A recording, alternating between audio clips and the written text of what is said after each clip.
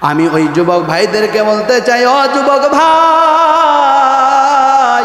আল্লাহ তোমাকে সিনেমা দেখার জন্য দুনিয়ার মধ্যে পাঠায় নাই।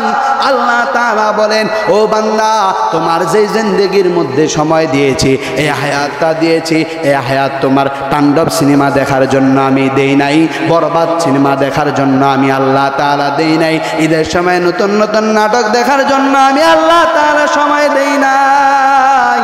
আমি আল্লাহ তাআলা তোমাকে দিয়েছি সময়টা এর জন্য। ওমা খালাকাতুল জিন্না ওয়াল ইনসা ইল্লা লিয়াবুদুন।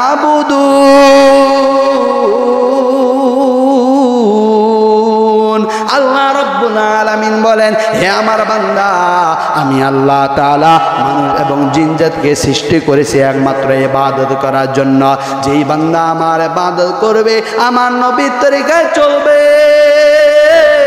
আমি আল্লাহ তাআলা তাদেরকে জান্নাত দান করব।